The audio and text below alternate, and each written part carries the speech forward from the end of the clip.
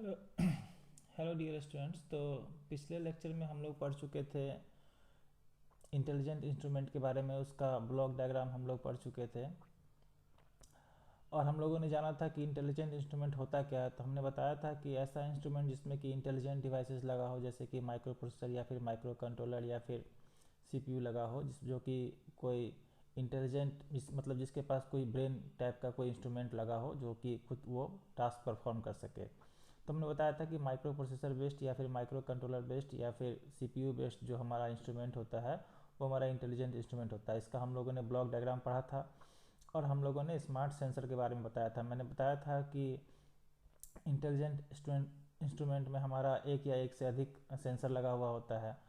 तो आज हम लोग पढ़ेंगे उस इंटेलिजेंट इंस्ट्रूमेंट में जो हमारा पास जो ट्रांसमीटर होता है वो किस टाइप का ट्रांसमीटर होता है।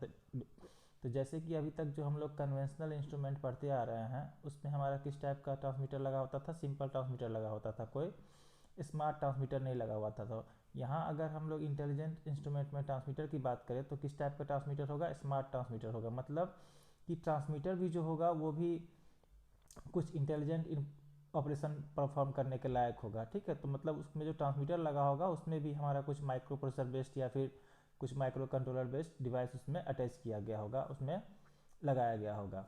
तो वही हम लोग अब इंटेलिजेंट इंस्ट्रूमेंट में जो स्मार्ट सेंसर हम लोग पढ़ चुके थे, अब हम लोग पढ़ेंगे स्मार्ट ट्रांसमीटर के बारे में कि स्मार्ट ट्रांसमीटर क्या होता है।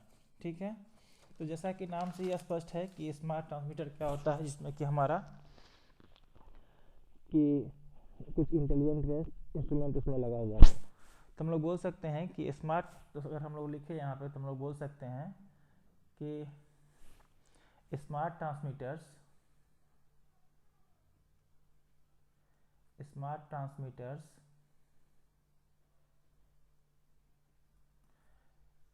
Smart transmitters are also called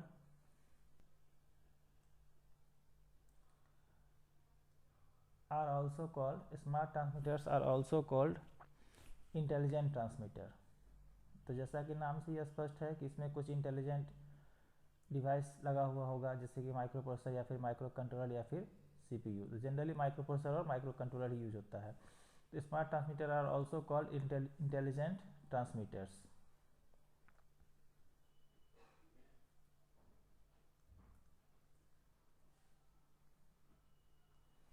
ठीक है, अब हम लोग अभी तक जो कन्वेंशनल ट्रांसमीटर यूज करते थे उसमें हमने ब्लॉक डायग्राम में भी देखा था, जो हमारा आउटपुट में जो करंट का रेंज था वो कितना था, 4 से 20 milli ampere, 4 to 20 milli ampere के रेंज में था। तो हम लोग स्मार्ट ट्रांसमीटर में ये नहीं बोल सकते हैं कि जो सिर्फ अगर माइक्रो प्रोसेसर ही लगा हुआ हो तो स्मार्ट है। इस माइक्रो प्रोसेसर के साथ साथ उसमें क्या होना चाहिए, उस ट्रांसमीटर में बाई डायरेक्शनल कैपेसिटी भी होनी चाहिए। क्योंकि पहले भी जो ट्रांसमीटर यूज होता था तो उसमें माइक्रो प्रोसेसर लगा हुआ होता था। अगर मान ली इंटेलिजेंट, अगर हम लोग मॉडर्न इंस्ट्रूमेंट्स की बात करें तो अगर इंटेलिजेंट इंस्ट्रूमेंट्स को छोड़ करके मॉडर्न डिजिटल इंस्ट्रूमेंट की बात करें तो उसमें भी हमारा माइक्रो प्रोसेसर बेस्ड ट्रांसमीटर लगा हुआ होता था। लेकिन उसको भी हम लोग स्मार्ट ट्रांसमीटर नहीं बोल सकते। क्यों नहीं बोल सकते हैं, क्योंकि अगर उसमें माइक्रो प्रोसेसर बेस्ड डिवाइस लगा हुआ है फिर भी अगर वो बाई डायरेक्शनल कम्युनिकेट करने के लायक नहीं है। बाई डायरेक्शनल मतलब सेंडर से रिसीवर और रिसीवर से सेंडर, मतलब वो रिसीव भी कर सके डाटा को और सेंड भी कर सके, तब तक हम लोग उसको स्मार्ट ट्रांसमीटर नहीं बोल सकते हैं। ठीक है, तो हम लोग बोल सकते हैं कि अगर यहाँ पे जो भी हम लोग स्मार्ट ट्रांसमीटर के बारे में डिस्कस करेंगे तो उसको कन्वेंशनल ट्रांसमीटर जो कि स्मार्ट नहीं है उससे कंपेयर करके ही उसको हम लोग डिस्कस करेंगे यहाँ पे। तो हम लोग बोल सकते हैं कि एक लाइन इसमें और ये ऐड हो सकता है कि smart transmitters smart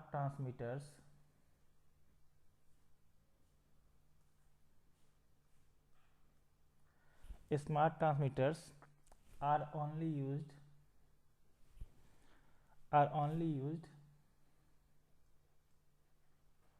used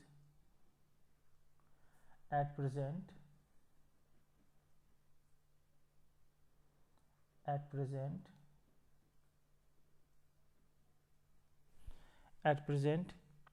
in transmitters।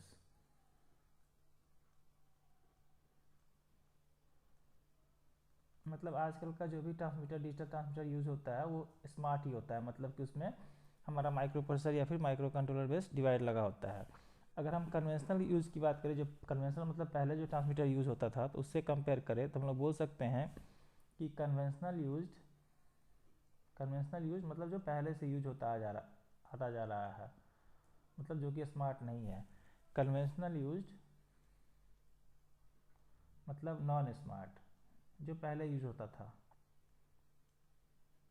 या जो पहले से यूज होता हुआ आ रहा है। तो conventional use non smart transmitters to give a 4 to 20 milliampere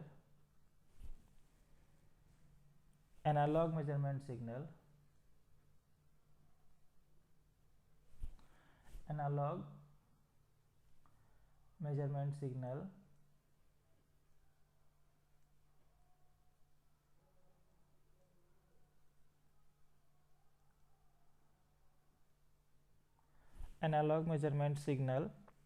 on the two output wires, on the two output wires। ठीक है, तो पहले जो हमारा कन्वेंशनल ट्रांसमीटर यूज होता था उसमें था वो एनालॉग आउटपुट देता था और 4 to 20 मिली एम्पियर के रेंज का वो करंट आउटपुट वो देता था करंट के फॉर्म में। जो भी हमारा सिग्नल था उसको वो ट्रांसड्यूसर के हेल्प से उसको इलेक्ट्रिकल सिग्नल में कन्वर्ट किया जाता था और उसका जो रेंज था वो 4 to 20 मिली एम्पियर का वो एनालॉग मेजरमेंट सिग्नल का वो आउटपुट में देता था। ठीक है, तो एनालॉग मतलब कि बताए थे कि जो टाइम के साथ कंटिन्यूस वैल्यू हो उसमें हमारे पास में। तो हम लोग बोल सकते हैं कि जो कन्वेंशनल यूज ट्रांसमीटर था, क्योंकि स्मार्ट ट्रांसमीटर को अगर हम डिफाइन कर रहे हैं तो उसको कन्वेंशनल ट्रांसमीटर से ही डिफाइन करेंगे। पहले जो यूज होता था उसके कंपेरिजन में स्मार्ट ट्रांसमीटर में क्या क्या यूज होगा उसी को कंपेयर करके हम लोग यहाँ पे दिखाएंगे। तो हम लोग बोल सकते हैं कि अगर कन्वेंशनल ट्रांसमीटर की बात करें तो एक लाइन हम लोग और ऐड कर सकते हैं, the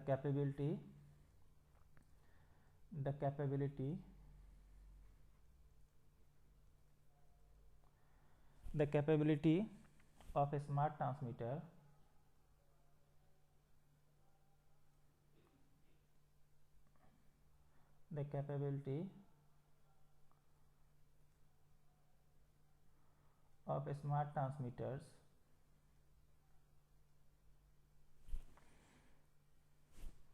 the capability of smart transmitters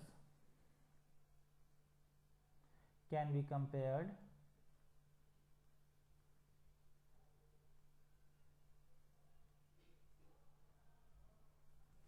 be compared with the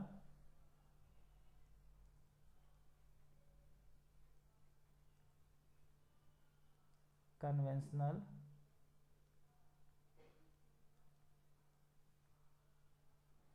transmitter।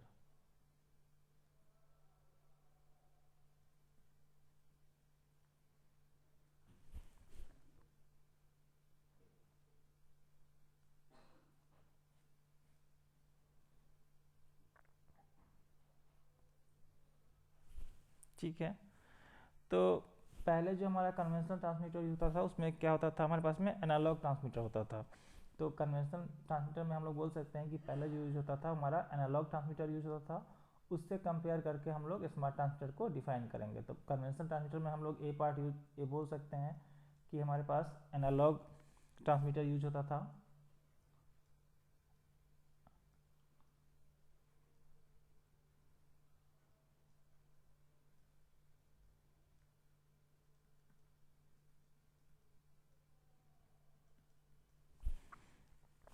इसको हम लोग बोल सकते हैं कि it requires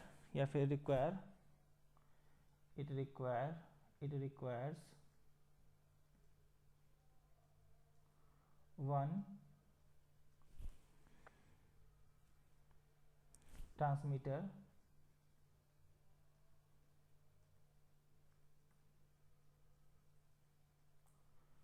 for every sensor।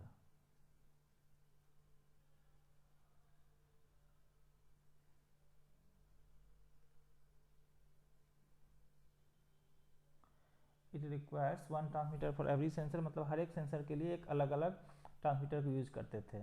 और आपको पता है कि जो हमारे पास इंटेलिजेंट इंस्ट्रूमेंट जो होता है उसमें क्या होता है, एक से अधिक हमारे पास में सेंसर लगा हुआ होता है, ठीक है। तो उसमें जो हमारे पास जो पुराना कन्वेंशनल ट्रांसमीटर होता था वो किस टाइप का होता था, एनालॉग होता था और डिजिटल भी होता था, लेकिन मोस्टली एनालॉग ही यूज होता था। तो जो एनालॉग ट्रांसमीटर होता था उसमें क्या होता था, हर एक सेंसर के लिए एक ट्रांसमीटर हमको यूज़ करना पड़ता था, ठीक है, for every sensor type and every sensor range. हर एक सेंसर टाइप के लिए और सेंसर का जो रेंज है उसके लिए, every sensor type and every sensor range.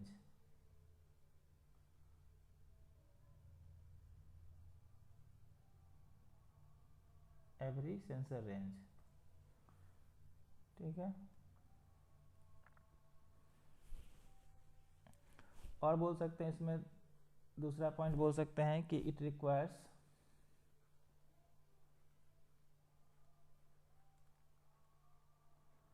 Additional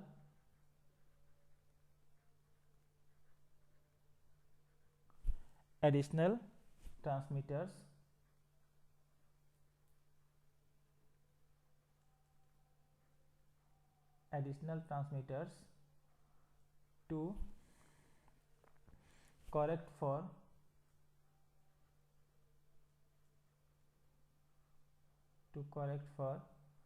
environmental changes, environmental change मतलब अलग से कुछ किसी इन्वायरमेंटल चेंज के चलते अगर कोई डिफरेंस आ गया या फिर कोई एरर आ गया तो उसको करेक्ट करने के लिए फिर हमको एक्स्ट्रा एडिशनल ट्रांसमीटर यूज़ करना पड़ता था। अगर हम कन्वेंशनल ट्रांसमीटर की बात करें, नॉन स्मार्ट ट्रांसमीटर की बात करें तो, क्योंकि हम लोग अगर स्मार्ट ट्रांसमीटर को डिफाइन करेंगे तो पुराने ट्रांसमीटर से जो कन्वेंशनल उससे कंपेयर करके ही इसको हम लोग डिफाइन कर सकते हैं, ठीक है। और इसमें तीसरा पॉइंट बोल सकते हैं कि इट रिक्वायर्स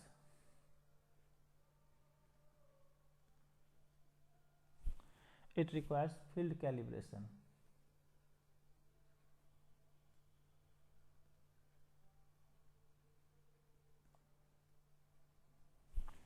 ठीक है। और दूसरा हमारे कन्वेंशनल ट्रांसमीटर में हमारे पास में जो नॉन स्मार्ट था उसमें प्रोग्रामेबल डिजिटल भी यूज होता था, लेकिन फिर भी वो नॉन स्मार्ट था। क्यों था नॉन स्मार्ट? क्योंकि उसमें बाई डायरेक्शनल कैपेसिटी नहीं थी। मतलब क्या कहते हैं वो तो, या तो मैसेज या तो रिसीव कर सके या फिर सेंड कर सके, कोई एक काम कर सकता था, या तो सेंड कर सकता था या तो रिसीव कर सकता था। जो ट्रांसमीटर था यूजर से डेटा रिसीव कर सकता था या फिर वो सेंड कर सकता था, कोई एक ही काम कर सकता था, बाई डायरेक्शनल वो नहीं था। तो प्रोग्रामेबल ट्रांसमीटर जो था हमारे पास में कन्वेंशनल जो नॉन स्मार्ट था, तो प्रोग्रामेबल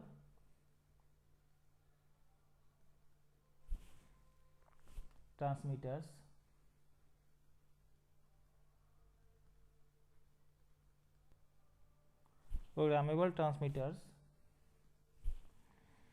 क्या होता था, it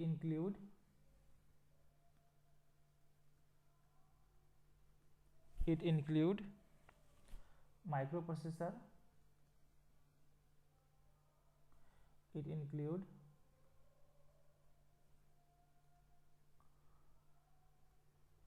microprocessor, it includes microprocessor. मतलब हम बताए थे अभी कि कोई जरूरी नहीं है कि माइक्रोप्रोसेसर इंक्लूड कर दिए तो वो, अगर ट्रांसमीटर को डिफाइन करना है तो वो इंटेलिजेंट या स्मार्ट ट्रांसमीटर बोल सकते हैं। माइक्रोप्रोसेसर लगाने के बावजूद भी उसमें क्या होना चाहिए, बाई डायरेक्शनल कैपेसिटी होनी चाहिए। मतलब क्या कर सकते, वो रिसीव भी कर सके और सेंड भी कर सकते, मतलब दोनों तरफ से कर सके, बाई डायरेक्शनल हो। तो अगर कन्वेंशनल ट्रांसमीटर की बात करें जो स्मार्ट नहीं था, उसमें भी हम लोग माइक्रोप्रोसेसर बेस्ड ट्रांसमीटर यूज़ करते थे, लेकिन वो क्या होता था, बाई डायरेक्शनल नहीं होता था। तो हम बोल सकते हैं अगर कन्वेंशनल ट्रांसमीटर की बात करें तो उसमें अगर हम प्रोग्रामेबल ट्रांसमीटर भी हमारे पास होता था, लेकिन वो बाई डायरेक्शनल नहीं था। तो यहाँ पे बोल सकते हैं कि it includes microprocessor but do not have but do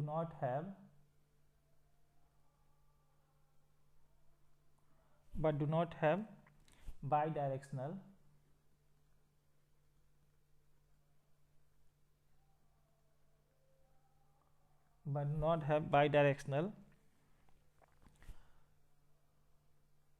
communication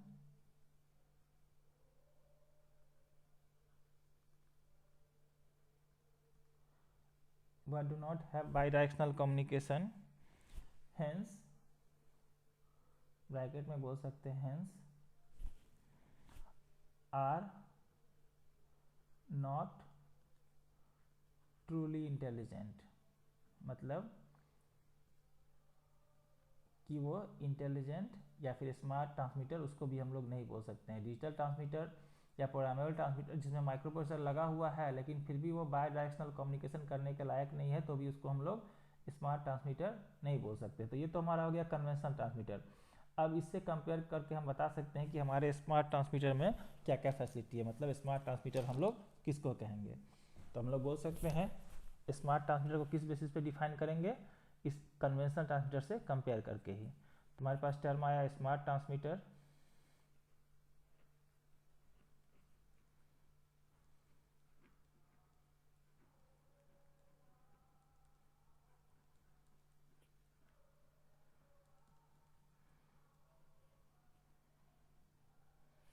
तो स्मार्ट ट्रांसमीटर में बोल सकते हैं it include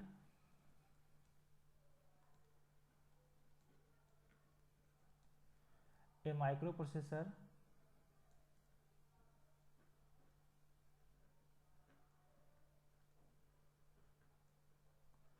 it include a microprocessor and bidirectional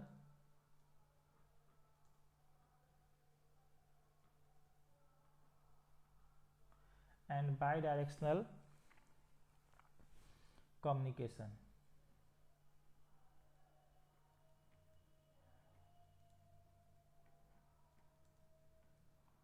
bidirectional communication.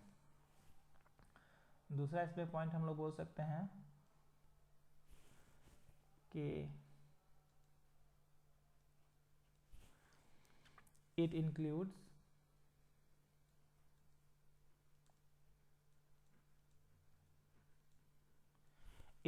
secondary sensors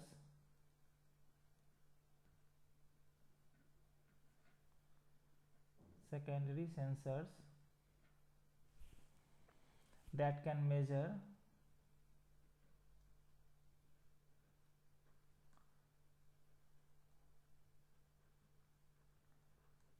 can measure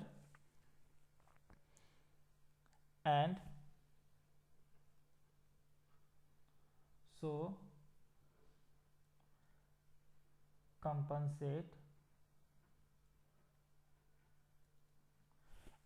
compensate for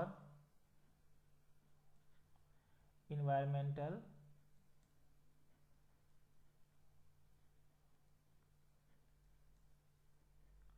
disturbances।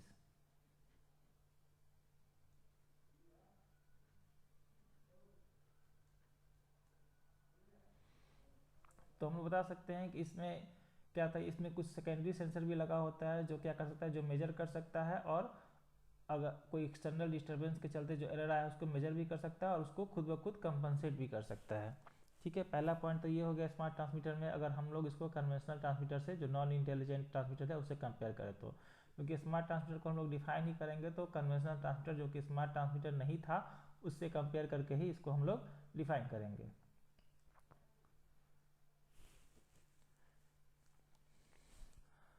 Next point इसमें हम लोग add कर सकते हैं it usually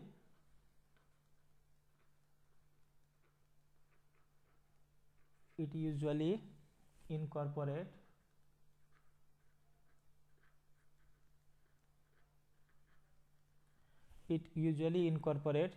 signal conditioning. Signal conditioning के बारे में आप लोग नेक्स्ट चैप्टर में डिटेल में पढ़ेंगे। it incorporates signal conditioning and A to D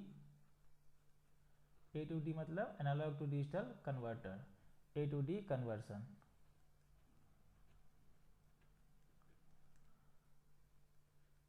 मतलब जो हमारे पास स्मार्ट ट्रांसमीटर होता है उसमें वो एनालॉग टू डिजिटल कन्वर्सन भी कर सकता है, क्योंकि जनरली मोस्टली क्या होता है, एनालॉग सिग्नल के फॉर्म में ही हमारे पास में जो होता है वो डाटा आता है, और उसको डिजिटली ऑपरेट करने के लिए, माइक्रोप्रोसेसर के साथ ऑपरेट करने के लिए क्या होना चाहिए, ए टू डी कन्वर्टर होना चाहिए। आपको पहले ब्लॉक डायग्राम में ही बताए थे कि ए टू डी कन्वर्टर होना चाहिए, क्योंकि हमारा जो भी माइक्रोप्रोसेसर या माइक्रो कंट्रोलर है वो डिजिटल सिग्नल पे ही ऑपरेट करता है।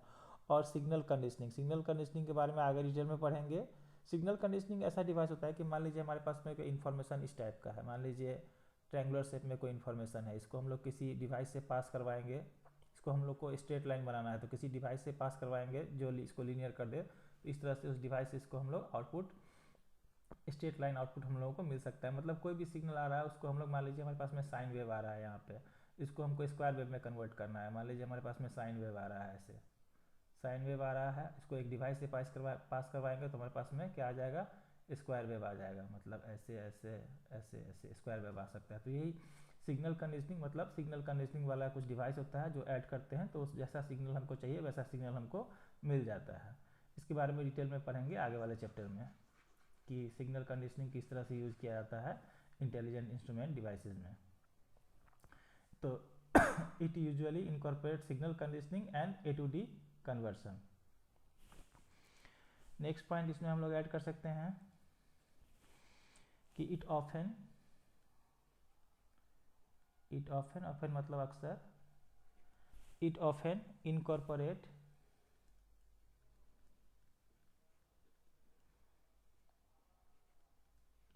Incorporate multiple sensor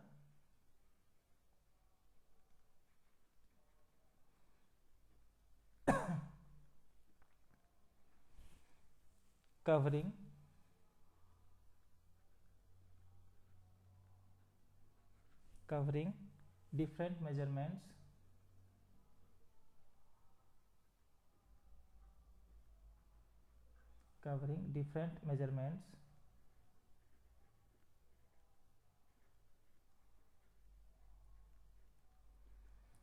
different measurements ranges। मतलब इसके पास मल्टीपल सेंसर को ऑपरेट करने का क्षमता होता है और एक साथ बहुत सारे मेजरमेंट रेंजेस को ये कवर कर सकता है। एंड अलाउ और ये अलाउ करता है, and allow automatic selection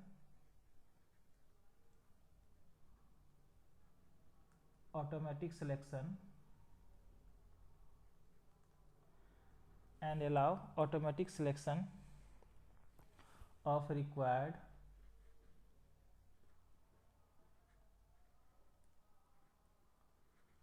required range. और जो भी रिक्वायर्ड रेंज है इंस्ट्रूमेंट का, जहाँ से जहाँ तक उसको डिफाइन किया गया कि यहाँ से यहाँ तक उस रेंज को ये मेजर कर सकता है, उसको क्या कर सकता है, ये ऑटोमेटिक सिलेक्शन कर सकता है, ऑटोमेटिक सिलेक्ट कर सकता है जो रिक्वायर्ड रेंज है उसको, जितना रिक्वायर्ड रेंज हमको मेजर करना है। And the range can be और जो रेंज है, मेजरिंग रेंज, जहाँ से जहाँ तक रेंज करना है, जहाँ से जहाँ तक मेजर करना है, द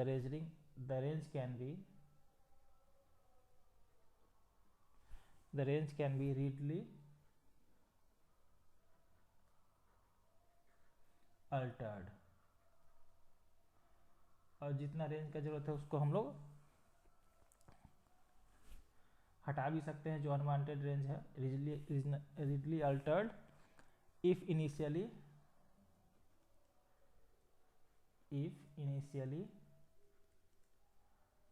अगर शुरुआत में ही एस्टिमेटेड करेक्टली, अगर शुरुआत में ही वो करेक्ट कर दिया है तो जो मतलब रेंज है जो हमको ज़रूरत नहीं है उसको वो अल्टर कर सकता है, एस्टिमेटेड करेक्टली, जिसको शुरू में वो करेक्ट कर दिया।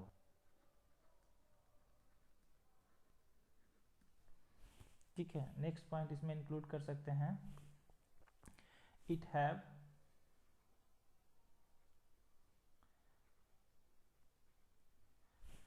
Self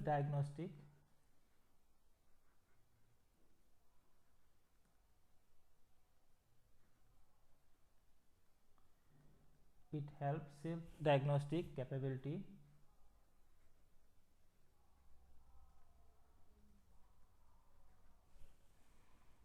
that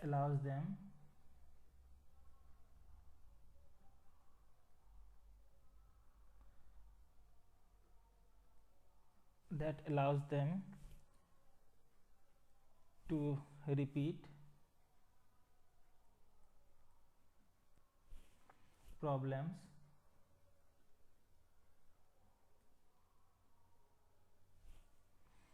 or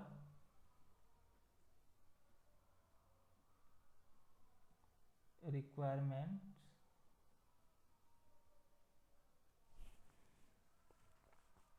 of maintenance।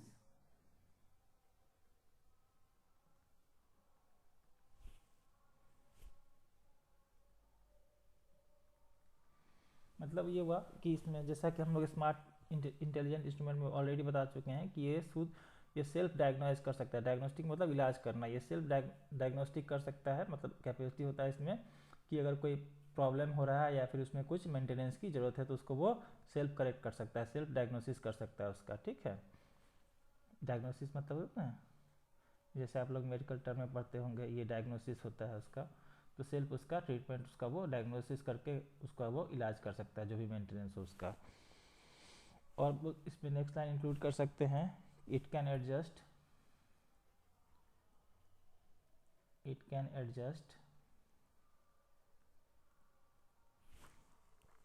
For non-linearities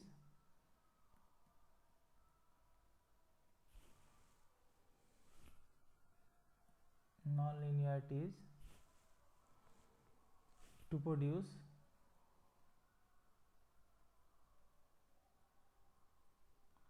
linear output।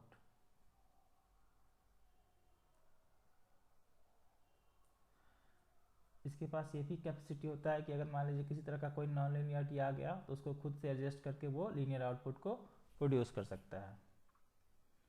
Next point इसमें ऐड कर सकते हैं हम लोग,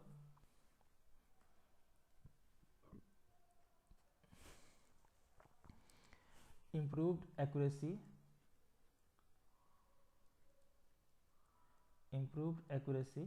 मतलब जो कन्वेंशनल ट्रांसमीटर है उससे ज़्यादा इम्प्रूव्ड एक्यूरेसी, उससे ज़्यादा मतलब एक्यूरेसी इसमें क्या है, ज़्यादा एक्यूरेट मेजरमेंट कर सकता है। क्योंकि हम आपको बताए थे कि स्मार्ट ट्रांसमीटर को अगर हमको डिफाइन करना है तो उसको कन्वेंशनल ट्रांसमीटर जो पहले यूज होता था उससे कंपेयर करके ही इसको हम लोग डिफाइन करेंगे या इसके बारे में बता सकते हैं। तो बोल सकते हैं इसमें कि इम्प्रूव्ड एक्यूरेसी मतलब ज़्यादा एक्यूरेट है। अगर हम लोग नॉन स्मार्ट ट्रांसमीटर की बात करें तो उससे ज़्यादा एक्यूरेट है, इम्प्रूव्ड एक्यूरेसी एंड रिपीटिबिलिटी। मतलब बार बार भी मेजर करेंगे तो वो सेम ही आउटपुट देगा। ठीक है, होता है कि किसी इंस्ट्रूमेंट से एक बार मेजर करिए, जैसे कि थर्मामीटर से, तो एक बार देगा 94.1, फिर दोबारा मेजर करिए तो देगा 94.2। ठीक है, तो बार बार रिपीटिबिलिटी अगर रिपीट करें तो भी क्या करता है, ये एक्यूरेट मेजरमेंट शो करता है, एक्यूरेट ट्रांसमीटर में जो रहेगा वैल्यू उसको वो शो करेगा। और इसमें नेक्स्ट पॉइंट ऐड कर सकते हैं हम लोग इसमें कि रिमोट एडजस्टमेंट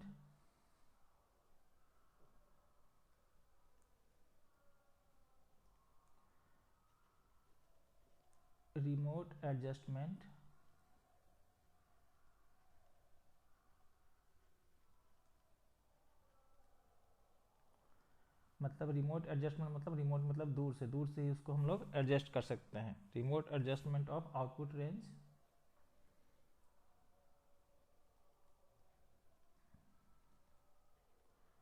जो आउटपुट रेंज है उसको हम लोग दूर से ही उसको कहीं रिमोट प्लेस से ही उसको क्या कर सकते हैं, एडजस्ट किया सकता है। ऑन कमांड भेज करके, कहीं से कंप्यूटर से कमांड भेज करके दूर से ही उसको क्या किया सकता है, एडजस्ट किया सकता है।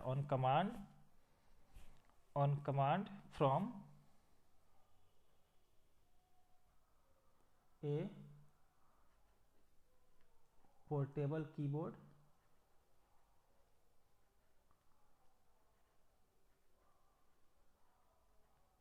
और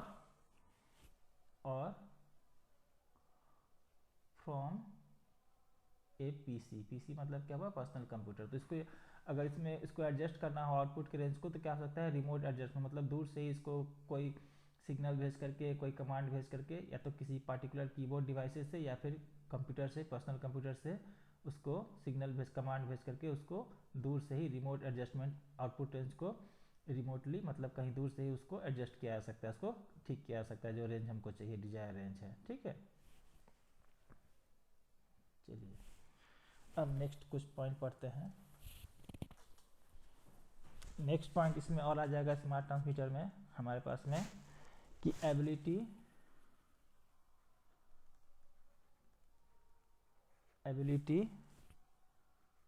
to store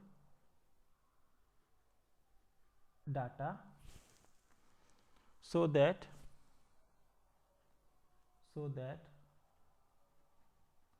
plant can be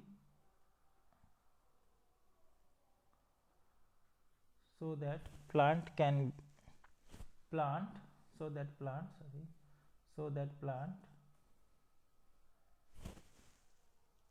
and instrument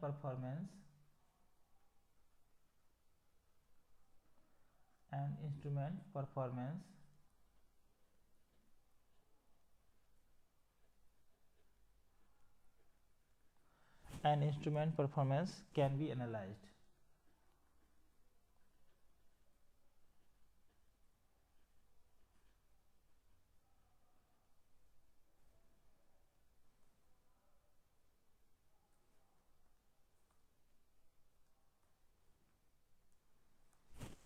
be analyzed.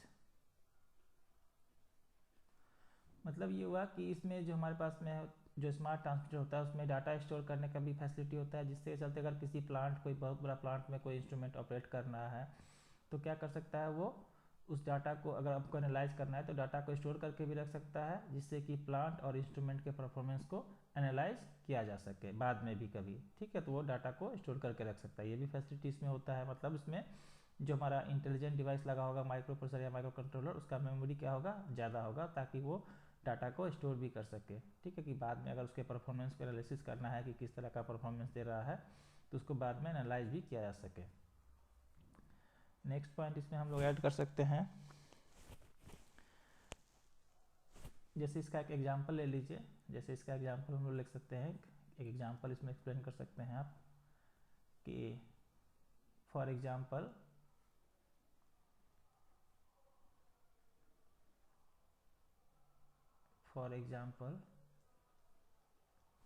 बोल सकते हैं data relating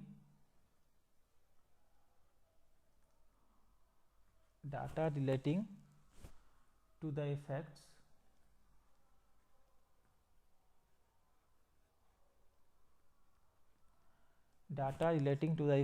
of environmental variation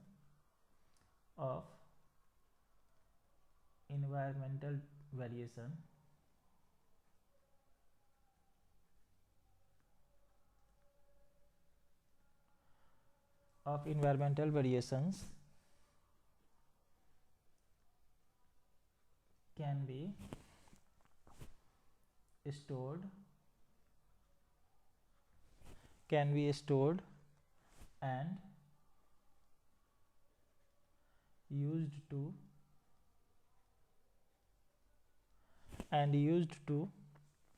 correct output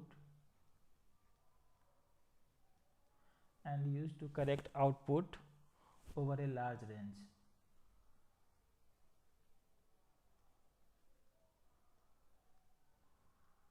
तो हम लोग बोल सकते हैं कि इसमें अगर मान लीजिए किसी इन्वायरमेंटल वेरिएशन के चलते उसमें कुछ एरर आ गया, तो क्या सकता है, उस एरर को क्या कर सकता है, वो स्टोर कर सकता है और बाद में उसको क्या करेक्ट आउटपुट, उसको अगर उसका जो उसमें जो एरर आया है उसको आउटपुट को वो करेक्ट कर सकता है ओवर ए लार्ज रेंज। मतलब किसी ज़्यादा से ज़्यादा वैल्यू जो इन्वायरमेंटल वेरिएशन बार बार आया है उसका कोई ज़्यादा से ज़्यादा अगर वैल्यू आया है, मतलब उसको वो करेक्ट कर सकता है। ठीक है, अब नेक्स्ट टॉपिक इसमें आता है हमारे पास में communication with intelligent devices. Communication with, next topic आता है हमारा इंटेलिजेंट इंस्ट्रूमेंट्स में, कम्युनिकेशन विथ इंटेलिजेंट डिवाइसेस।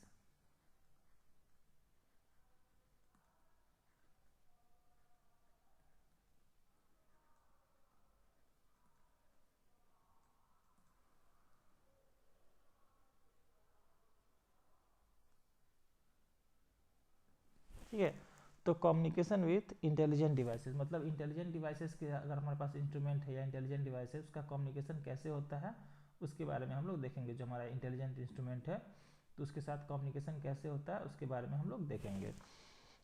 तो हम लोग बोल सकते हैं इसके बारे में कि a number of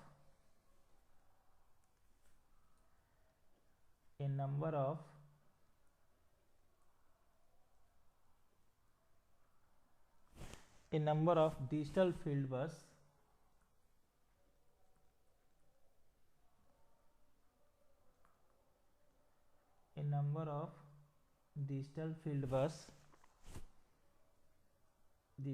buses are now used for instrumentation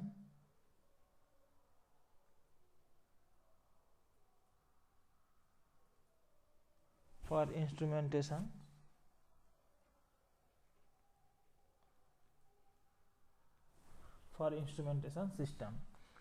तो हम आप कंप्यूटर में भी देखे होंगे कि जो डिजिटल जो हमारे पास कंप्यूटर में देखे होंगे पतला पतला छोटा छोटा वायर लगा होता है किसके साथ कनेक्ट करने के लिए, जैसे कि माइक्रो प्रोसेसर है उसको रैम के साथ कम्युनिकेट करना है या फिर मेमोरी के साथ कम्युनिकेट करना है या फिर कीबोर्ड के साथ कम्युनिकेट करना है। तो देखे होंगे बिल्कुल छोटा छोटा पतला पतला तार का एक पेयर ऑफ वायर्स, बहुत सारा तार लगा होता है, उसको हम लोग क्या बोलते हैं, बस बोलते हैं, एड्रेस बस, डेटा बस, आप लोग माइक्रो प्रोसेसर भी पढ़े होंगे। तो कम्युनिकेशन विथ इंटेलिजेंट डिवाइसेस के लिए उस तरह का हम लोग फील्ड बस को हम लोग यूज़ करते हैं इंस्ट्रूमेंटेशन सिस्टम में, जो जिसको हम लोग बस बोलते हैं कंप्यूटर के भाषा में, कि छोटा छोटा वायर्स होता है जो मेमोरी या फिर इनपुट आउटपुट डिवाइसेस के साथ कम्युनिकेट करता है, इसमें कि एड्रेस बस और डेटा बस उसमें ट्रेवल करता है, पास करता है, जिसको हम एड्रेस बस और डेटा बस भी बोलते हैं। तो वही digital field buses are use होता है। ऑब्वियस सी बात है कि डिजिटल डिवाइस है तो डिजिटल बस ही क्या होगा, यूज होगा। with protocols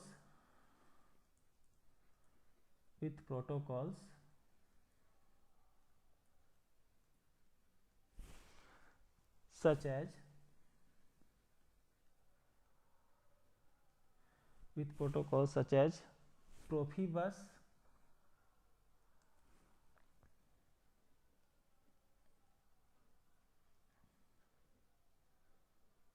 Profibus, and world FIP। देखिए अब आप ये कंफ्यूज हो रहेंगे कि ये क्या प्रोफिबस और वर्ल्ड FIP आ गया। तो देखिए पहले ये जानते हैं कि प्रोटोकॉल्स होता क्या है। तो प्रोटोकॉल ये होता है कि सेट ऑफ रूल्स होता है, मतलब कोई भी कम्युनिकेशन डिवाइसेस के लिए कुछ एक स्टैंडर्ड जो उसको ऑपरेट करता है, स्टैंडर्ड यूनिट होता है, उसके लिए सेट ऑफ रूल्स डिफाइन किया जाता है, कुछ रूल्स को डिफाइन किया जाता है, उसके तरह ये कम्युनिकेट करेगा। जैसे कि मान लीजिए ब्लूटूथ है, वो भी एक कम्युनिकेशन का ही प्रोटोकॉल है कि उसमें होता है कि इतना फ्रिक्वेंसी होना चाहिए, इतना बैंडविड्थ होना चाहिए, तो मतलब एक उसका वो डिफाइन किया गया है, उसका रेंज डिफाइन किया गया है, उसका सारा रूल जो है रूल रेगुलेशन पहले से बना हुआ है। तो उसी तरह कम्युनिकेशन विद इंटेलिजेंट डिवाइसेस के लिए भी पहले से कुछ प्रोटोकॉल्स बना हुआ है, जैसे कि प्रोफिबस और वर्ल्ड FIP, वर्ड नहीं होगा यहाँ पे वर्ल्ड होगा, तो world FIP and world FIP। तो ये दो प्रोटोकॉल स्टैंडर्ड प्रोटोकॉल है जो यूज होता रहा है, जो इंस्ट्रूमेंटेशन स्मार्ट इंस्ट्रूमेंट में कम्युनिकेट करने के लिए, डिजिटल फील्ड बसेस के साथ कम्युनिकेट करने के लिए दो प्रोटोकॉल है। प्रोटोकॉल का कुछ स्टैंडर्ड रूल होता है, जैसे कि ब्लूटूथ का अलग रूल है, वाईफाई का अलग रूल है, तो वो किसी प्रोटोकॉल के तहत ही एक दूसरे के साथ कम्युनिकेट करता है। उसमें पहले से फ्रीक्वेंसी फिक्स कर दिया जाता है, बैंडविड्थ फिक्स कर दिया जाता है। तो जनरली ये दोनों जो है प्रोफिबस और वर्ल्ड FIP यूज होता है। और सबसे प्रोमिनेंट जो प्रोटोकॉल है, जो सबसे ज़्यादा यूज होता है, वो प्रोटोकॉल का नाम है हार्ट, HART, तो उसके बारे में हम लोग देखेंगे। तो हम लोग बोल सकते हैं यहाँ पे कि the most prominent the most prominent the most prominent the most prominent protocol which is used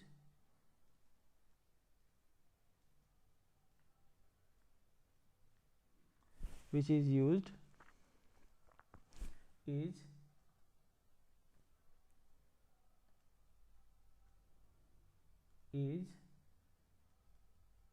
HART, HART। ये एक प्रोटोकॉल है जो सबसे ज़्यादा यूज होता है। इसका नाम है HART। इसका फुल फॉर्म होता है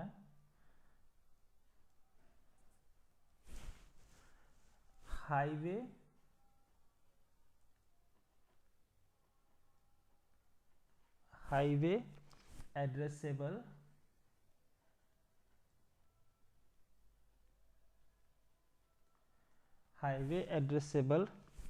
रिमोट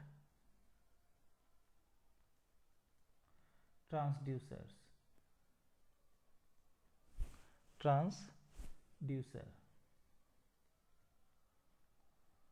तो इस एक सबसे ज़्यादा जो प्रोटोकॉल यूज होता है, मतलब जो रूल्स यूज होता है डिजिटल फील्ड बस के साथ कम्युनिकेट करने के लिए, इंटेलिजेंट डिवाइसेस के साथ कम्युनिकेट करने के लिए, वो होता है हार्ट, जिसका फुल फॉर्म है हाईवे एड्रेसेबल रिमोट ट्रांसड्यूसर। ठीक है, ये जो होता है वो मैन्युफैक्चरर इंडिपेंडेंट होता है, मैन्युफैक्चरर का कोई इससे लेना देना नहीं है। ये एक रूल है जिसको कि बात सेट किया जा सकता है।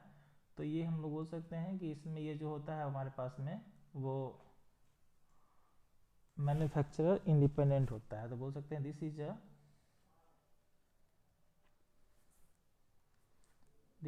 अ मैन्युफैक्चरर, मतलब जो डिवाइस को बनाता है, manufacturer independent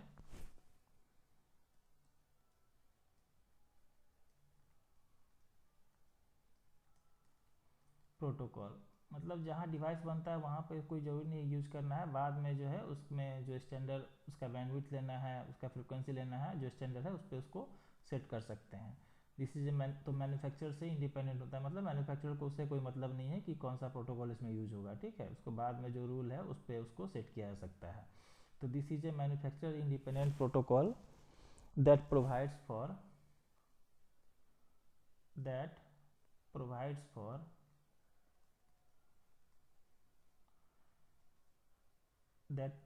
for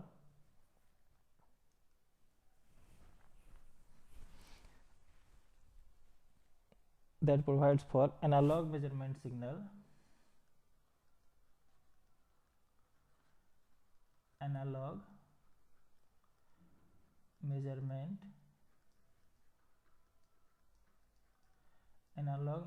signal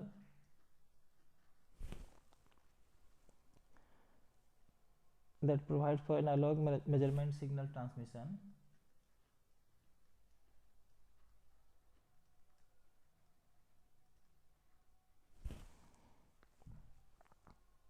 as well as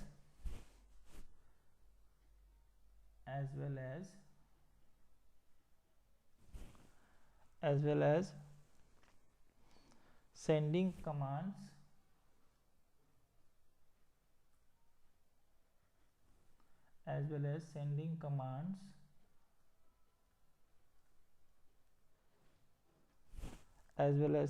commands oblique status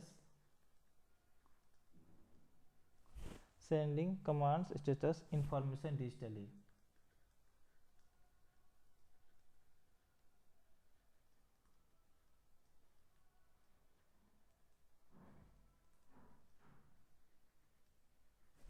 तो ये क्या कर सकता है, ये एनालॉग मेजरमेंट सिग्नल का ट्रांसमिशन और जो डिजिटल इंफॉर्मेशन है उसको भी वो क्या कर सकता है, डिजिटली ट्रांसमिट कर सकता है, जो हमारा हार्ट प्रोटोकॉल है।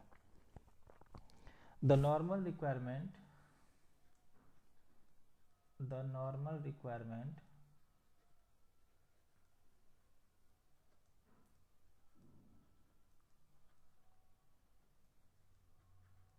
the normal requirement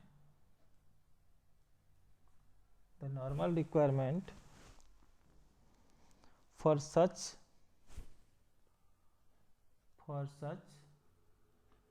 dual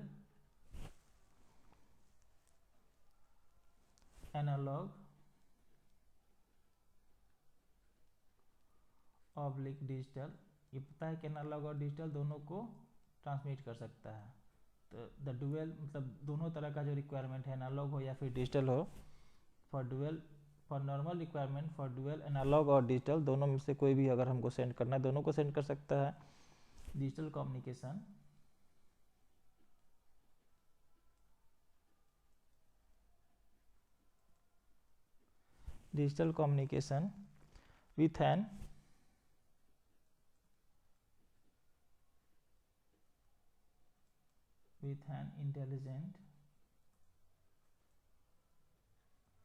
with an intelligent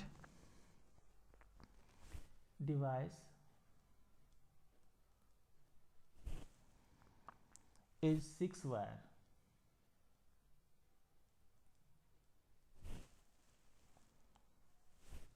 तो जो मिनिमम रिक्वायरमेंट है वायर का, मतलब कितना वायर चाहिए एनालॉग डिजिटल दोनों को ट्रांसमिट करने के लिए, वो कितना होता है? तो मिनिमम रिक्वायरमेंट जो होता है वो 6 वायर होता है, 6 वायर। डिवाइस इज 6 वायर, कितना होता है? 6 वायर होता है, इज 6 वायर। जिसमें कि 2 किसके लिए यूज होता है? इसमें कि हम लोग बोल सकते हैं 6 वायर होता है, जिसमें कि बोल सकते हैं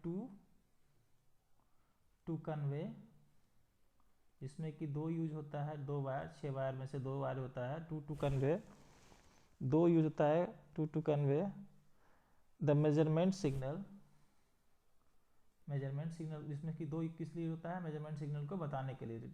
to convey the measurement signal,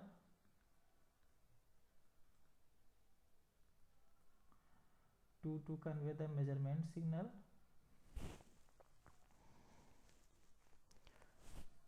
और होता है, और 2 यूज होता है, टोटल 6 चाहिए तो 2 होता है मेजरमेंट सिग्नल को बताने के लिए। एंड टू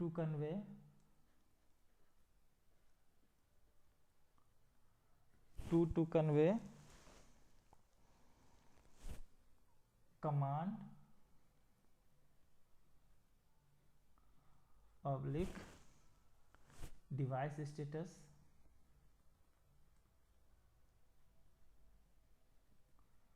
जिसमें कि 6 में से 2 यूज हो गया मेजरमेंट सिग्नल को बताने के लिए, 2 यूज होता है, और 2 और यूज होता है कमांड और डिवाइस के स्टेटस को बताने के लिए। Command and device state information उसको बताने के लिए यूज होता है, जो हमारा हार्ट प्रोटोकॉल है उसके अंदर इंफॉर्मेशन। एंड टू और जो 2 होता है एंड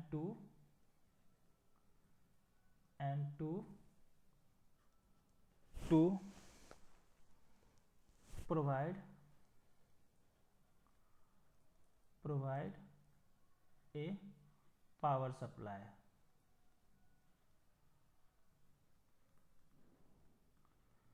तो हम लोग बता दिए कि हार्ट प्रोटोकॉल में टोटल कितना 6 वायर यूज होता है, जिसमें कि दो होता है मेजरमेंट को बताने के लिए, और 2 होता है कमांड स्टेटस इंफॉर्मेशन देने के लिए, और जो बाकी 2 बचता है वो क्या होता है? Power supply, to provide a power supply को प्रोवाइड करने के लिए, to provide a power supply to the device. ये हार्ट प्रोटोकॉल के अंदर होता है। सबसे ज़्यादा कौन सा प्रोटोकॉल यूज होता है इंटेलिजेंट डिवाइस के लिए? तो हार्ट प्रोटोकॉल यूज होता है, और to provide a power supply to the device. However,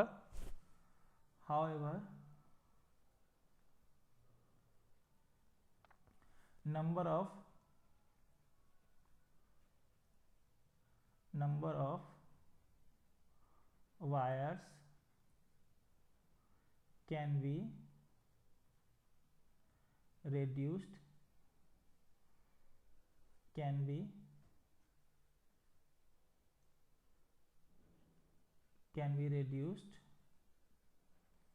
to 2।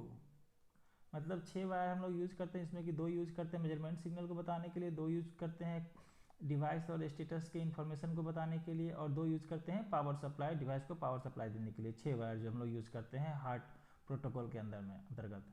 अगर हम चाहें तो हाउ इसमें ये भी फैसिलिटी दी गई है कि इस 6 वायर को रिड्यूस करके हम लोग 2 वायर भी यूज कर सकते हैं। However the number of wires can be reduce to 2, 2 wire से भी काम चल सकता है।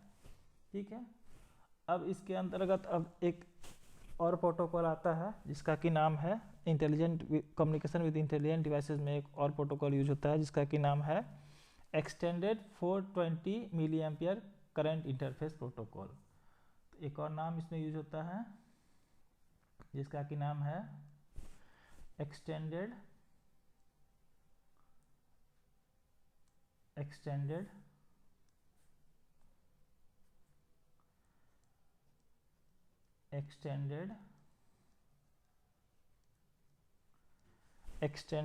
420, ये ब्लॉक डायग्राम में बताए थे आउटपुट में 420 milli ampere, 420 milli ampere current interface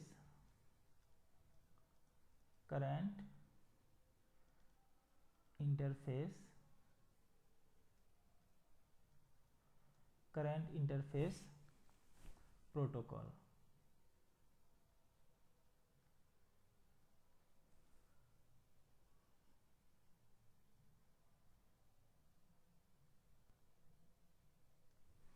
ठीक है, तो एक और प्रोटोकॉल इसका नाम है extended 420 milli ampere current interface protocol. इसमें क्या होता है, तो इसमें होता है हमारे पास में, इसमें जो फैसिलिटी दी गई है इस प्रोटोकॉल के अंदर, प्रोटोकॉल क्या होता है, सेट ऑफ रूल्स होता है। तो इसमें जो रूल बनाया गया है वो बनाया गया है किसके लिए, तो उसको हम लोग देखते हैं। तो इसमें हम लोग लिख सकते हैं the 420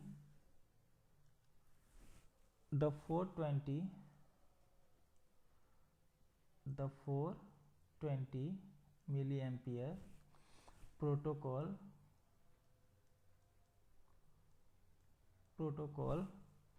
is most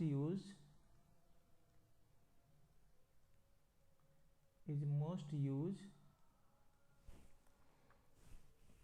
analog transmission mechanism, most used in analog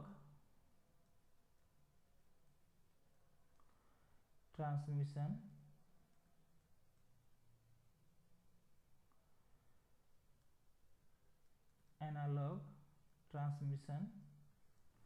mechanism. तो ये जो प्रोटोकॉल है 420 मिली एम्पियर, ये जनरली एनालॉग ट्रांसमिशन में यूज होता है। बिकॉज ऑफ, इसलिए यूज होता है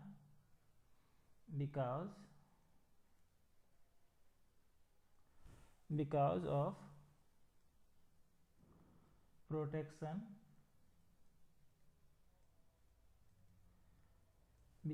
प्रोटेक्शन अगेंस्ट नॉइज। अगर कोई नॉइज आ गया उसके लिए अगर उसको प्रोटेक्ट करना हो, protection against noise.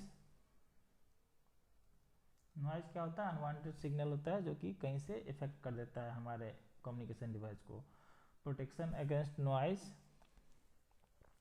that it offers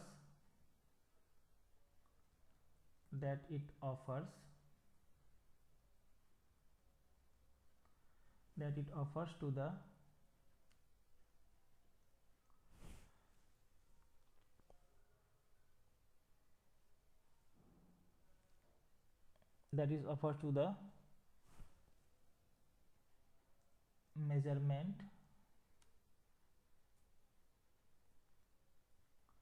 transmitted value.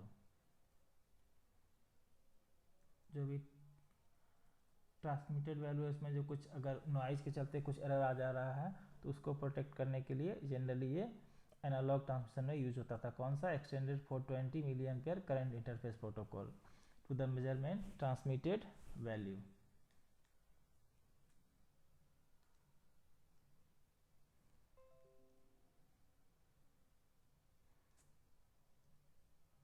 Measurement transmitted value.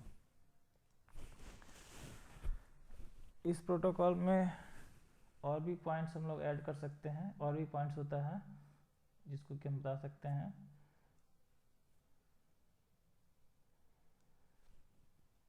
इसमें लिख सकते हैं in this extended protocol,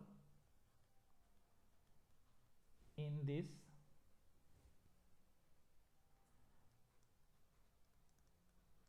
extended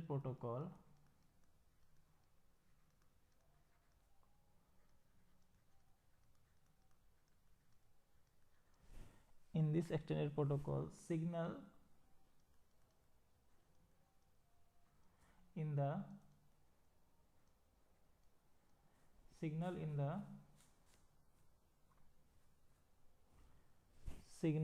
the range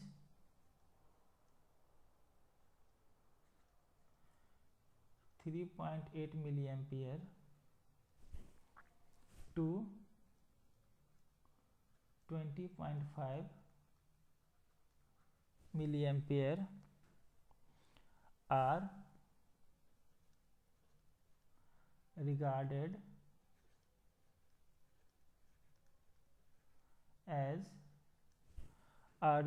as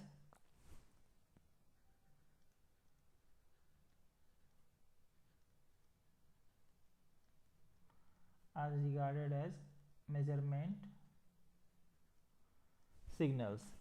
तो इस प्रोटोकॉल में जो होता है वो जनरली 3.8 से 20.5 मिली एम्पियर्स को जो हम लोग है मेजरमेंट सिग्नल के रूप में यूज करते हैं, यूज किया जाता है इसको। 10 इसलिए 10 अलाउइंग, ये अलाउ करता है, 10 allowing for under and over range, under and over range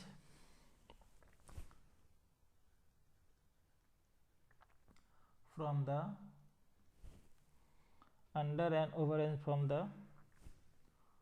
4 to 20 milliampere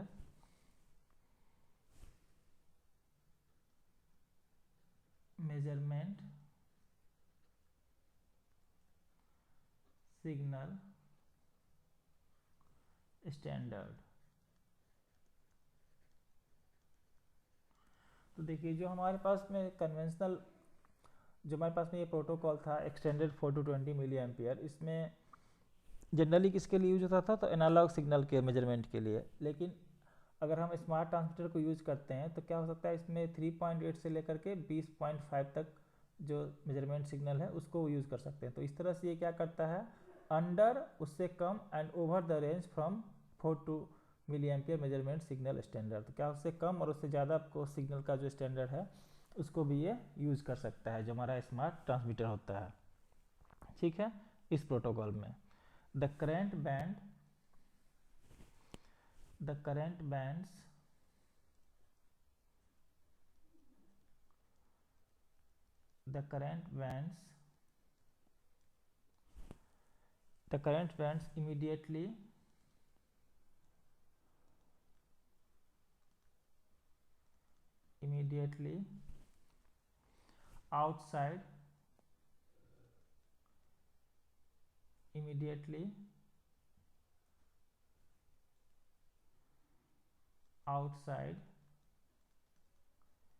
immediately outside this in the range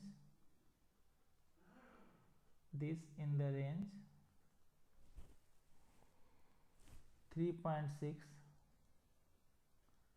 to 3.8 milliampere and 20.5 to 21 milliampere are used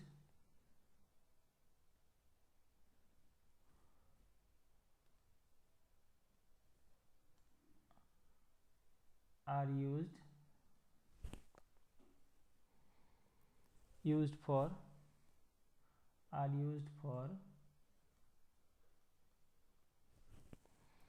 conveyance of commands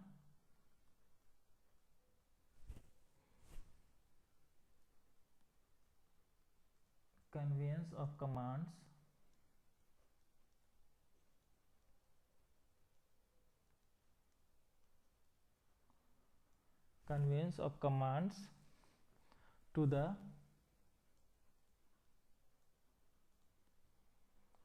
sensor oblique transmitters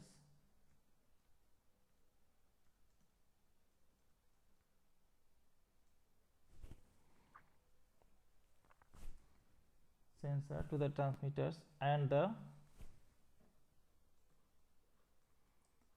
received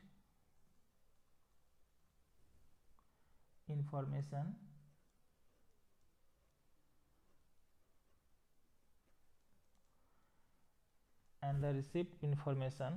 from it.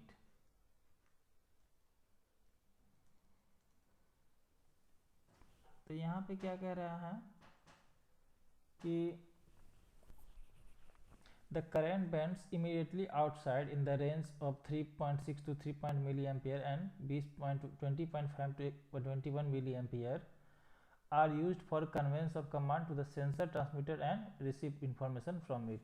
तो इससे जो range होता है हमारा 3.8 से 3.6 और उसके बाद जो हमारा 21 मिली एम्पियर का जो रेंज है आर यूज फॉर वो कमांड स्टेटस जो होता है सेंसर या ट्रांसमीटर है उससे उसके इंफॉर्मेशन के रिसीव के लिए यूज़ किया जाता है. ठीक है, रिसीव फ्रॉम इट ट्रांसमीटर और and received information from it, इसके लिए ये यूज़ किया जाता है. दिस मीन्स दैट, इसका मतलब ये हुआ, this means that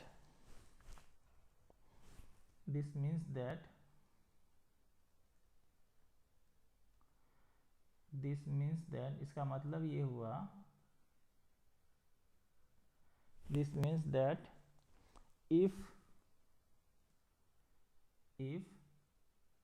the signal wires are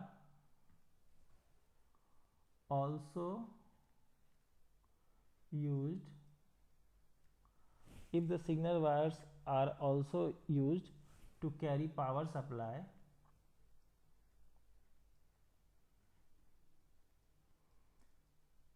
to carry power supply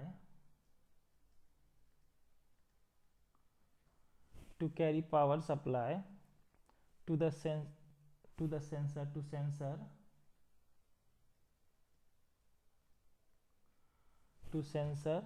oblique transmitter. ये जो प्रोटोकॉल है दोनों के लिए वैलिड है, ट्रांसमीटर और सेंसर दोनों के लिए.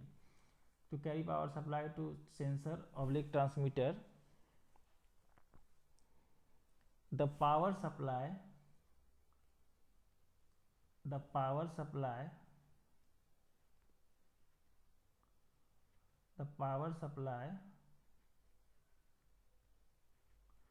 current must be limited to 3.5 milli ampere. मतलब ये कह रहा है कि 3.6 से 3.8 तक किसके लिए हो रहा है, जो है वो डिवाइस स्टेटस और use for conveyance of command और डिवाइस स्टेटस के लिए यूज़ किया, इंफॉर्मेशन के लिए यूज़ किया जा रहा है. तो 3.6 से अगर उसी वायर को अगर हमको पावर सप्लाई में इस प्रोटोकॉल के अंतर्गत अगर उसी रेंज में हमको क्या करना है, पावर सप्लाई, अगर उसी जो है कि उस सिग्नल को एज हम पावर सप्लाई यूज़ कर रहे हैं, if the signal wires are use to carry power supply, उसी वायर को अगर हम पावर सप्लाई के लिए यूज़ कर रहे हैं तो उसका क्या होना चाहिए, वो 3.5 तक ही होना चाहिए, उससे ज़्यादा नहीं होना चाहिए. क्योंकि 3.6 से 3.8 और 20.5 से 21 तक हम किस में यूज़ कर रहे हैं, वो हम यूज़ करते हैं कमांड्स भेजने के लिए सेंसर और ट्रांसमीटर को और उस कमांड को रिसीव करने के लिए. तो इसका मतलब ये हुआ कि अगर हमको उसी वायर को अगर हमको इस प्रोटोकॉल के अंतर्गत उसी वायर को अगर हमको पावर को कैरी करने के लिए यूज़ करना है तो करंट का वैल्यू कहाँ तक लिमिटेड होना चाहिए, 3.5 मिली एम्पियर तक ही होना चाहिए, उससे ज़्यादा नहीं हो सकता है. ठीक है, 3.5 मिली एम्पियर और उससे कम होना चाहिए, और less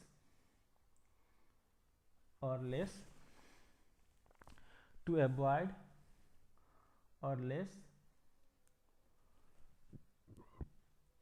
avoid possibility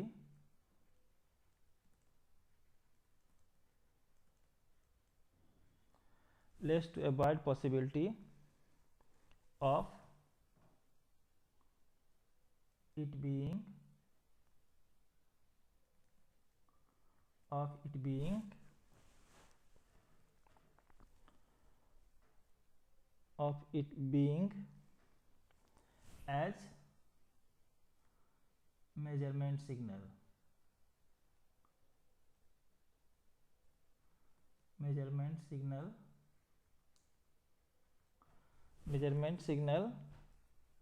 or fault indicator और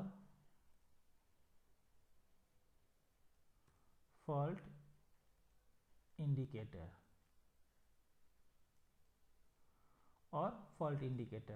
मतलब ये है कि अगर हमको पावर को ट्रांसमिट करना है, पावर को कैरी करना है, तो क्या होना चाहिए इस प्रोटोकॉल में 4 to 20 मिली एम्पेयर का जो प्रोटोकॉल है उसमें क्या होना चाहिए 3.5 मिली एम्पेयर से कम ही होना चाहिए सिग्नल का वैल्यू, अगर हमको इसे पावर सप्लाई की तरह यूज करना है। 3.5 3.6 से 3.8 और 20.5 और 21 मिली एम्पेयर तक किसके लिए यूज होगा, वो होगा डिवाइस सेंसर और ट्रांसमीटर का कमांड्स भेजने के लिए, और उससे जो कमांड्स भेजने के लिए या फिर जो इसको रिसीव करने के लिए, उस इंफॉर्मेशन को रिसीव करने के लिए, receipt of information from it, या फिर उसमें से इंफॉर्मेशन को रिसीव करने के लिए।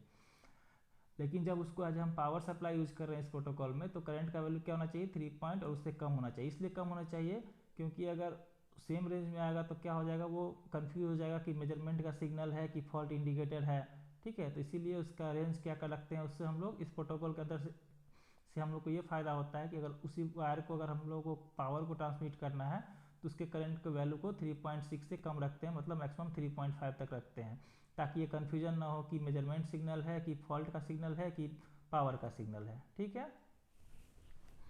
अच्छा, और इसमें हम लोग ऐड कर सकते, इसमें हम लोग नेक्स्ट पॉइंट इंक्लूड कर सकते हैं। नेक्स्ट पॉइंट हम लोग इसमें इंक्लूड कर सकते हैं signals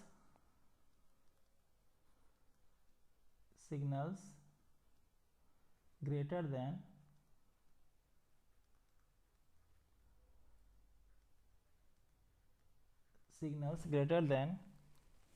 21 milliampere,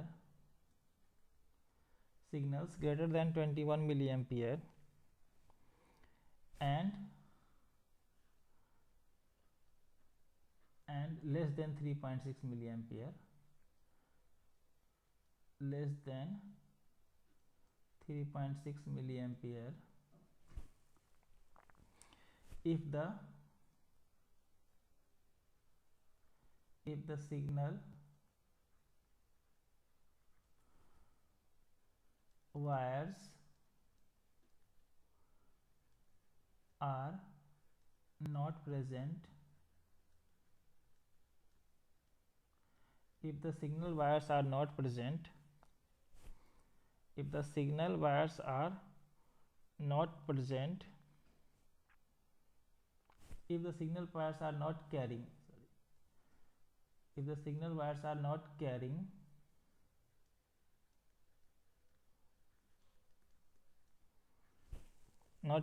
power supply,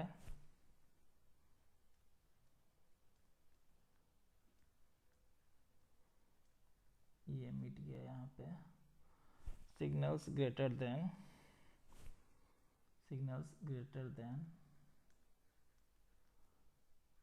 21 milliampere, एक minute,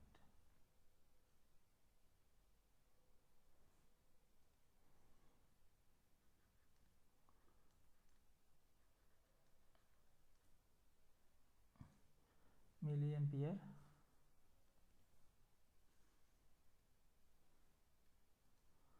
if signal wires are not carrying power, अगर जो सिग्नल वायर जो हम लोग यूज़ किया, हम क्या बताएं कि 3.6, अगर सिग्नल वायर को अगर पावर के कैरी करने के लिए यूज़ करना है 4 to 20 मिली एम्पियर प्रोटोकॉल में, तो कितना होना चाहिए 3.5 मिली एम्पियर से कम होना चाहिए। अगर मान लीजिए कि अगर सिग्नल का value greater than 20 milli ampere है एंड लेस देन 3.6, मतलब 3 और क्या 3.6 से कम है, लेकिन सिग्नल वायर को जो है पावर कैरी करने के लिए हम यूज नहीं कर रहे हैं, आर नॉट कैरिंग पावर, तो इस केस में क्या होता है, power supply, not carrying power supply, तो उसमें केस में क्या होता है, इसको हम लोग जनरली किसको दिखाने के लिए यूज करते हैं, ये जो रेंज है वो शॉर्ट सर्किट को दिखाने के लिए यूज करते हैं। तो power supply are normally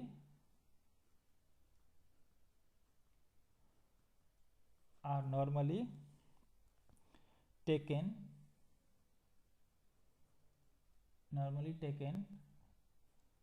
to normally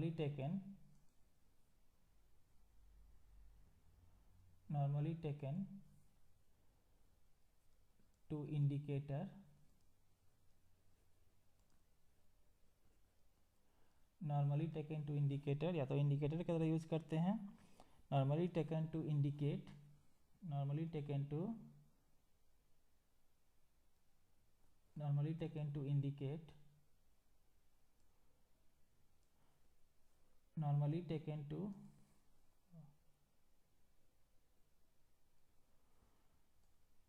normally taken to indicate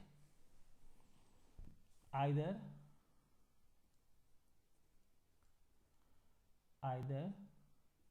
a short circuit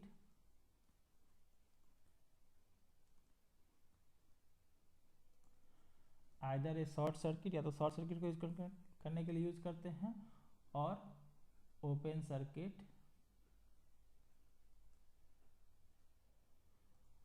open circuit in the signal wiring. अगर इसको हम लोग पावर सप्लाई के लिए यूज नहीं कर रहे हैं, मान लीजिए जो हमारे पास 4 to 20 मिली एम्पीयर प्रोटोकॉल है, उसमें अगर करंट का वैल्यू 3.6 से कम है और ग्रेटर देन 20 मिली एम्पीयर है, तो इसको हम लोग किसके लिए यूज करते हैं, या तो शॉर्ट या फिर ओपन सर्किट को इंडिकेट करने के लिए यूज किया जाता है, किसमें, इन द सिग्नल वायरिंग, तो इस प्रोटोकॉल का यही फायदा है हमारे पास में, जो 4 to 20 मिली एम्पीयर प्रोटोकॉल है। प्रोटोकॉल मतलब सेट ऑफ रूल्स है, ठीक है। तो ये हम लोग पढ़ चुके हैं कि communication with the intelligent devices. अब इसमें थोड़ा सा टॉपिक बचा है कि future trends in intelligent devices, मतलब इंटेलिजेंट डिवाइसेस में क्या क्या फ्यूचर ट्रेंड होना चाहिए, मतलब फ्यूचर में क्या क्या इसमें हम लोग और बदलाव कर सकते हैं या इसको हम लोग बढ़ा सकते हैं, तो उसको भी हम लोग देख लेते हैं। उसके बाद आपका ये फर्स्ट मॉड्यूल का जो चैप्टर है, basic block diagram, intelligent instrument क्या होता है, ये सब जो है थ्योरेटिकल पार्ट, वो आपका क्या हो जाएगा, पूरा फर्स्ट मॉड्यूल आपका कवर हो जाएगा, ठीक है। तो हम लोग ये भी देख ही लेते हैं। फ्यूचर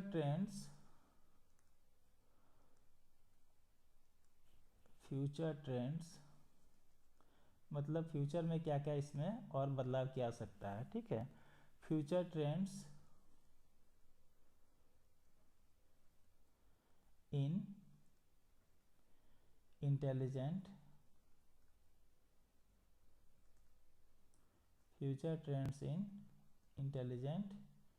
डिवाइसेस,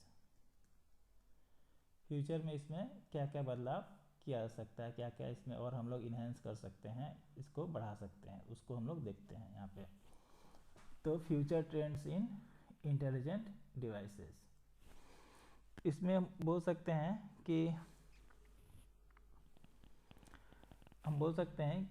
इसमें जो हमारे पास स्मार्ट ट्रांसमीटर है, इसका कुछ वैल्यू क्या है, वो लिमिटेड है, इसमें कुछ चीज़ का और बढ़ाने का जरूरत है, इसको कि हम लोग फ्यूचर ट्रेंड्स में इसको हम लोग शामिल कर सकते हैं। तो हम लोग बोल सकते हैं कि the extent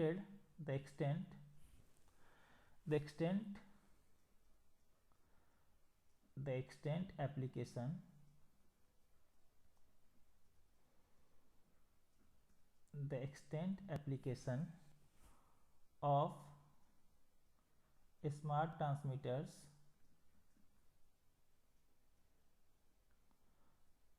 smart transmitters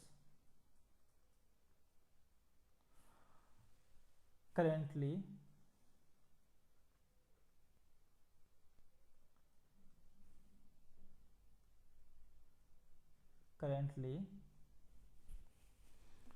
limited by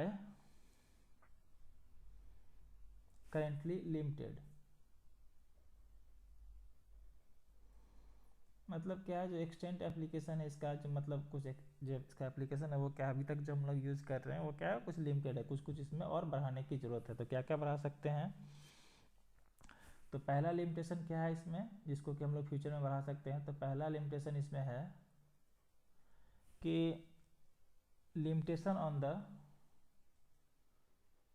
limitation limitation on the limitation on the power of microprocessor available, power of available microprocessor, power of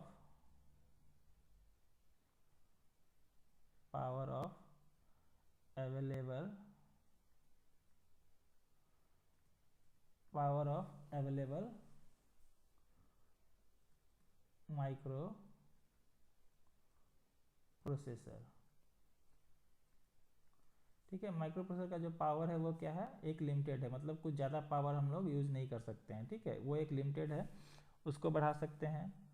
दूसरा पॉइंट इसमें हम लोग क्या इंक्लूड कर सकते हैं फ्यूचर ट्रेंड्स में, कि क्या क्या हम इसमें बढ़ा सकते हैं। और तो दूसरा पॉइंट हम लोग इसमें यूज कर सकते हैं कि the large investment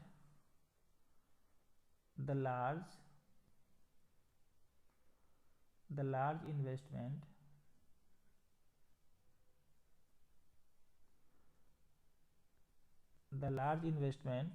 in conventional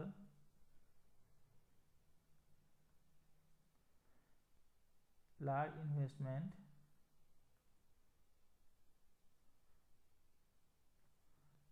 investment in conventional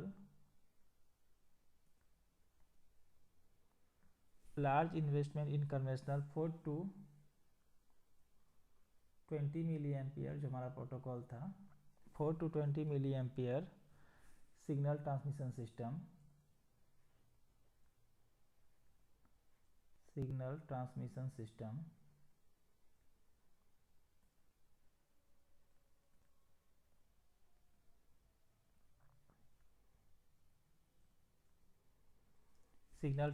system, and cabling, और जो वायर का हमारा है and cabling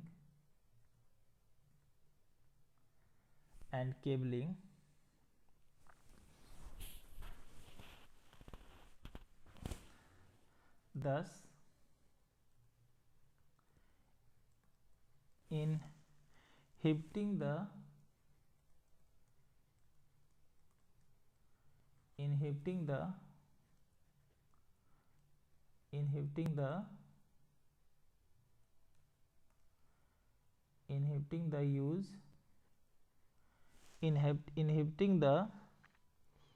use of transmitter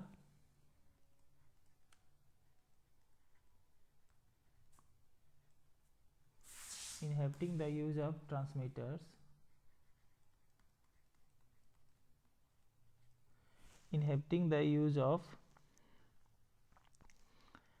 transmitters to their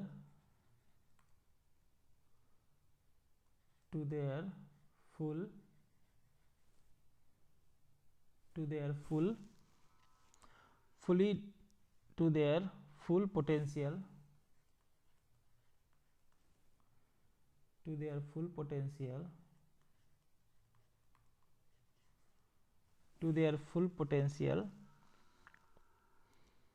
in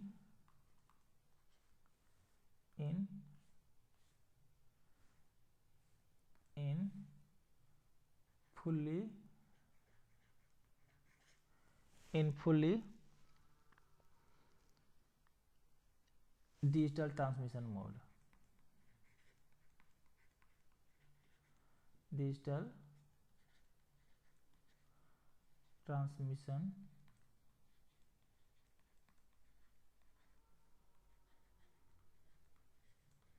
mode, ठीक है। तो इसमें जो हमारे पास में हम लोग क्या बढ़ा सकते हैं, जो हमारे पास द लार्ज इन्वेस्टमेंट इनकम, जो हमारे पास 4 to 20 मिली एम्पीयर का जो सिग्नल ट्रांसमिशन सिस्टम बोले या प्रोटोकॉल बोले, एंड केबलिंग, जो हमारा वायर का केबलिंग करने का जो तरीका है, जैसे कि हम बताए थे कि 3.5 से कम अगर सिग्नल का स्ट्रेंथ है तो उसको हम लोग पावर सप्लाई के लिए यूज़ कर सकते हैं। Thus inhibiting the use of transmitter to full potential in fully digital transmitter mode. तो इसको हम लोग क्या कर सकते हैं, और भी इस चीज़ को हम लोग इम्प्रूव कर सकते हैं कि फुली डिजिटल ट्रांसमिशन मोड में अगर हमको इसको यूज़ करना है तो इस चीज़ को हम लोगों को और इम्प्रूव कर सकते हैं, क्योंकि 4 to 20 मिली एम्पेयर जो प्रोटोकॉल है वो एनालॉग के लिए भी था कन्वेंशनल में, और उसी को थोड़ा सा इम्प्रूव किया है डिजिटल में, जिसमें कि 3.6 से 20.5 मिली एम्पेयर तक उसको इम्प्रूव किया गया है। तो इसको थोड़ा सा हम लोग क्या कर सकते हैं और इम्प्रूव कर सकते हैं, जिससे कि फुली डिजिटल ट्रांसमिशन मोड हम लोग एक अपना फुली ट्रांसमिशन डिजिटल मोड एक और क्या कर सकते हैं, इसमें प्रोटोकॉल को यूज नया प्रोटोकॉल बनाया जा सकता है जिसमें कि एनालॉग का कोई चक्कर ना हो, पूरा का पूरा डिजिटल ट्रांसमिशन मोड हो। क्योंकि 4 to 20 मिली एम्पेयर जो प्रोटोकॉल है उसमें एनालॉग का भी था और डिजिटल उसी में थोड़ा सा मॉडिफाइड करके 3.8 से 20.5 मिली एम्पेयर तक करके हम लोग उसको डिजिटल में भी और स्मार्ट ट्रांसमीटर में भी हम लोग उसको यूज करते हैं। तो इस प्रोटोकॉल को भी हम लोग एक तरह से चेंज कर सकते हैं जिसको कि पूरा डिजिटल ट्रांसमिशन मोड हो, एनालॉग का कोई चक्कर ही ना हो उसमें, और उसको हम लोग यूज़ कर सकते हैं। तो फ्यूचर ट्रेंड्स में हम लोग एक ये भी इम्प्रूव कर सकते हैं। और क्या इम्प्रूव किया जा सकता है, और इम्प्रूव किया सकता है कि limitation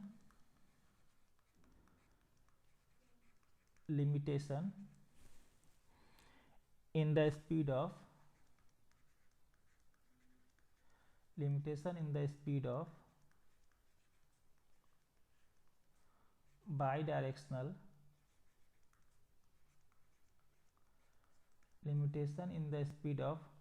bidirectional communication capabilities।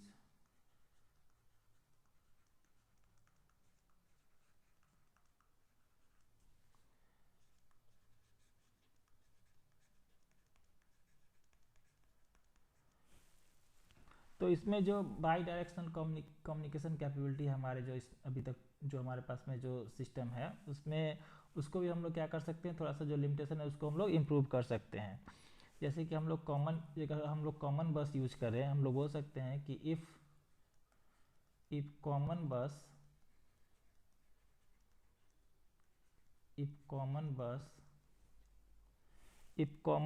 Is used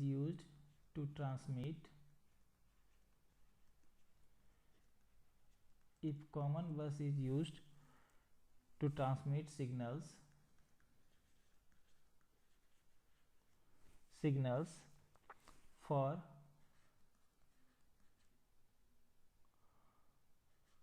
several different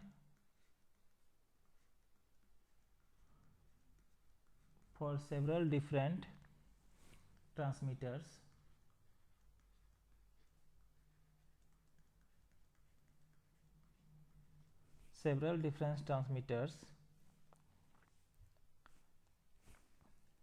data transfer speed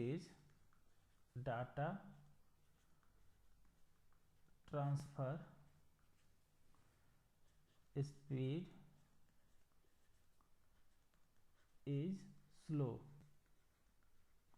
क्या होता है, कॉमन बस को यूज़ करने से क्या होता है, डाटा ट्रांसमीटर जो हमारा स्पीड होता है वो स्लो होता है, ठीक है। तो इसमें हम लोग एक ही कॉमन बस को यूज़ करते हैं, तो इसको भी हम लोग इन्हेंस कर सकते हैं बिकॉज वन बस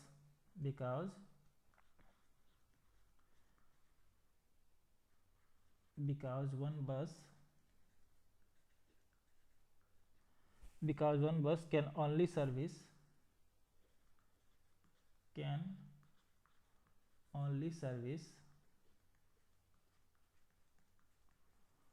one transmitter at a time,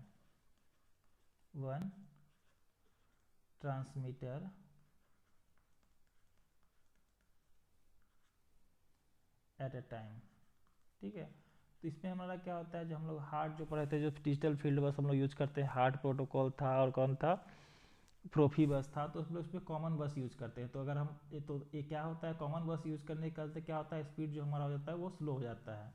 तो इसको भी हम लोग फ्यूचर ट्रेंड में बढ़ा सकते हैं, ज़्यादा बस को यूज़ करके हम लोग क्या सकते हैं, जो हमारा ट्रांसमीटर का स्पीड है उसको हम लोग इंक्रीज कर सकते हैं। तो ये हो गया हमारा future trends in intelligent devices, ठीक है। तो ये आपका बेसिक जो था थ्योरेटिकल पार्ट इंटेलिजेंट इंस्ट्रूमेंट का, इसको हम लोग कवर कर लिए हैं। नेक्स्ट लेक्चर में हम लोग इसके अंदर जो डिवाइसेस होते हैं, सिग्नल कंडीशनिंग डिवाइसेस होते हैं, जो कौन कौन से डिवाइसेस होते हैं उसके बारे में डिटेल में स्टडी करेंगे। तो ये आपका ओवरव्यू जो फर्स्ट मॉड्यूल का जो थ्योरेटिकल टॉपिक था वो आपका ये कंप्लीट हो चुका है। तो फर्स्ट मॉड्यूल का जो भी इतना भी आपका एग्जाम से रिलेटेड क्वेश्चन आ सकता है वो इसी बेस से क्वेश्चन आ सकता है। तो हम इसमें आप हमेशा इस बात का ध्यान रखिएगा कि जब भी smart transmitter smart sensor use हो रहा है तो उसको जो पुराना जो कन्वेंशनल इंस्ट्रूमेंट है उससे कंपेयर करके ही आपको लिखना है, क्योंकि ये जो डिफाइन है तो उसको कंपेयर करके ही इसको डिफाइन करना है कि उसमें क्या था जो कन्वेंशनल पहले यूज करते थे और जो स्मार्ट यूज करें तो उसमें क्या है और उसमें क्या क्या फ़ायदा है और किस तरह से कौन कौन सा प्रोटोकॉल उसमें यूज़ किया जा रहा है। ठीक है, तो इसको ये आपका फर्स्ट मॉड्यूल का पूरा जो था थियोरेटिकल पार्ट वो आपका कंप्लीट हो चुका है। नेक्स्ट लेक्चर से हम लोग सेकेंड मॉड्यूल को देखेंगे। ठीक है, ओके, थैंक यू।